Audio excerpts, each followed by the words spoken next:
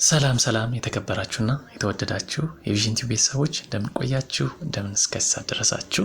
በየላችሁበት ሰላማችሁ ብዝት ይበል እያልኩኝ ትናንትና ዲያቆን ዶክተር ኢዮብ ማሞ በ2005 ራስን መምራት ወይም ሰልፍ ሊደርሺፕ ዊዝደም ከሚል መግቢያ ነግሬያችሁ ነበር። ዛሬ ደግሞ ከመጀመሪያው ክፍል እንቀጥላለን ማለት ነው። ክፍል 1 ራስን የመምራት ጥበብ። በዚህ ክፍል ውስጥ አስተሳሰብን መቆጣጠር፣ ዲሲፕሊንን ማዳበር፣ ቅንነትን ወይም ሐቀኝነትን ማዳበር፣ ራስን ማሻሻልና ካለፈው መፋታት የሚሉ ንዑስ ክፍሎች አሉት። አብራችሁኝ ቆዩ። አስተሳሰብን መቆጣጠር ማለት ወደ እኔ የሚመጣውን ወይም በውስጤ የሚፈጠረውን ሐሳብ በማጣራት ማስተናገድ ማለት ነው። አስተሳሰባችን ሳንለውጥ ሕይወታችንንም ሆነ ሁኔታዎችን መለወጥ አንችልም። ይህ የሚሆንበት ምክንያት የሁሉ ነገር መጀመሪያ አስተሳሰብ ስለሆነና አስተሳሰባችን የማንነታችን ወፍጮ በመሆኑ ነው። በመጀመሪያ አንድ ሐሳብ ወደ አእምሮአችን ይገባል።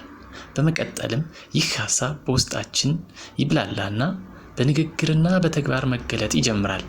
ይህ ተግባር ወደ ልማድ ከተለወጠ በኋላ ፍጻሜያችንን የመለወጥና የመቅረጽ ጉልበት ይኖረዋል።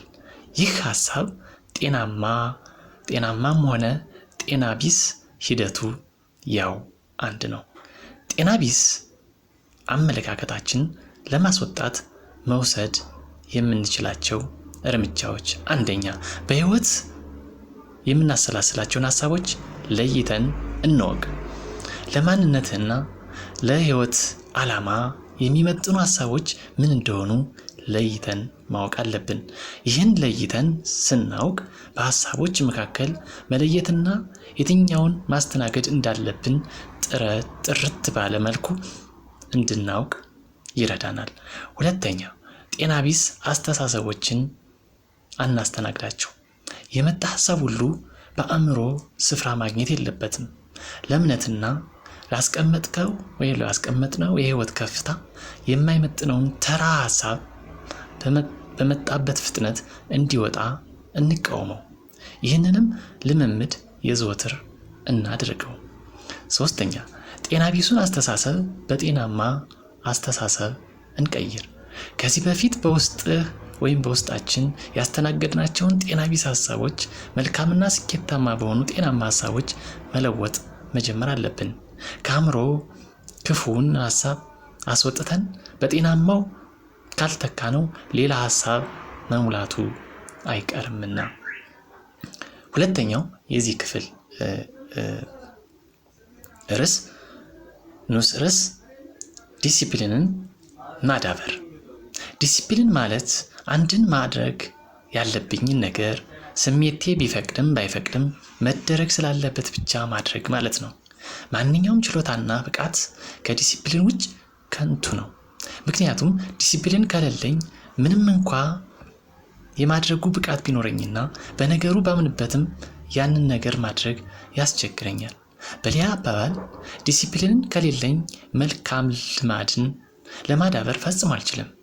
ሕይወቴን በዲሲፕሊን ካልመራው የምተገብረውን ነገር የሚወስንልኝ ያመንኩበት መርህ ሳይሆን የዕለቱ ሙድ ወይም ስሜት ይሆናል። ይህ እንዳይሆን ራሳችንን ለመምራት ጤናማ የሆነን ዲሲፕሊን ማዳበር ግድ ይላል። ዲሲፕሊን ለማላመድ መውሰድ የምንችላቸው እርምጃዎች፣ አንደኛ የምንፈልገውን እንወቅ። ማከናወን የምንፈልገውና ጊዜን ልንሰጠው የሚገባን ተግባር በግልጽ እንወቅ። ይህ ቀዳሚና እጅግ ወሳኝ የሆነ ጉዳይ ነው። ማንነቴ የምፈልገውን በሚገባ ሳላውቅ ማንነቴን ለመምራት መሞከር ጊዜን እንደማባከን ይቆጠራል። ሁለተኛ ለከፈልነው ነገር የሚመጥን ልማድ ለይተን እንወቅ። እያንዳንዱ ለማዳበር የምንፈልገው ነገር የራሱ የሆነ ባህሪ አለው። ለዚህ ለማዳበር ለምንፈልገው ነገር ምን አይነት ልማድ ብናዳብር ስኬታማ እንደምንሆን ማወቁ እጅግ ጠቃሚ ነው። ሶስተኛ ጀምር። ከጀመርክ ደግሞ አታቁም። ለማዳበር የምንፈልገውን ነገር መተግበር እንጀምር። ለነገ አናስተላልፈው። ሆኖም መጀመር ብቻ በቂ እንዳልሆነም እናስታውስ። የጀመርነው ነገር ለማቆም ምንም አይነት ምክንያት አንስጥ። ውጤት እስክናገኝ ድረስ እንቀጥል፣ እንታገለው። ሶስተኛው ንዑስ ክፍል ቅንነትን ወይም ሐቀኝነትን ማዳበር። ቅንነትን ማዳበር ማለት ሕይወትንና አደራረግን ትክክለኛ ጨዋ በሆነ መልኩ መቃኘት ማለት ነው። ቅንና ትክክለኛ መሆንን ለጊዜው ዋጋ ቢያስከፍልም መጨረሻ ላይ የሚከፈልህ ወይም የሚከፈልን ዋጋ የከበረ ነው። የምንኖርበት ዓለም ጠማማነትን የሕይወታቸው ዘይቤ ባደረጉ ሰዎች የተሞላች ዓለም ነች። ይህን ስናስብ ቅንና ትክክለኛ ሆኖ መኖር ይቻላልን የሚል ጥያቄ ይፈጥርብናል። ይህ ጥያቄ መጠየቅ ችግር የለበትም። ምክንያቱም በእኛ ውስጥ ያለውን ለጽድቅና ለእውነተኛነት ለመኖር ያለንን ፍላጎት አመልካች ስለሆነ ራሱን በሚገባ የሚመራ ሰው ለትክክለኛ ነገር ለመቆም ራሱን ያስለመደ ሰው ነው። የቅንነትን መጠን ለማወቅ ራስን መጠየቅ የምንችልባቸው ጥያቄዎች፣ አንደኛ እንዳገኘሁት ሰው ሁኔታና አቀራረቤ ይለውጣል። እውነተኛ ሰው ከምንም አይነት ሰው ጋር ቢሆን ማንነቱን የማይለውጥ ሰው ነው። ካገኘው ሰው አንጻር የሚጠቀመውን ጥቅም ለማግኘት ሲል ራሱን አይለውጥም። ሁልጊዜም ያው ራሱ ነው። ሁለተኛ በሰው ፊት ስንሆንና በግሌ ስሆን ያለኝ ማንነት አንድ አይነት ነውን? እውነተኛ ሰው በግሉ ያለው ሕይወትና በሰው ፊት ያለው ማንነት አንድ አይነት ነው። ይህ ሰው ራሱን የሚመራው ራሱ ስለሆነ ሌላ ሰው ቢኖርም ባይኖርም በሚያምንበት መርህ መመራቱን አያቆምም። ሶስተኛ ስለ ሰዎች የምለው ነገር ሲኖረኝ ለእነሱ ነው የማወራው ወይስ ስለ እነሱ ነው የማወራው? ጨዋ ሰዎች ቢኖሩ የማይናገረውን ነገር እነሱ በሌሉበት አይናገርም። በሌላ አባባል ከሐሜት የራቀ ሰው ነው። ለሰሚው የማያንጽን ነገር አይናገርም። በምትኩ ግልጽና የሚናገረውን የሚያውቅ ሰው ነው። አራተኛ ንዑስ ክፍል ራስን ማሻሻል።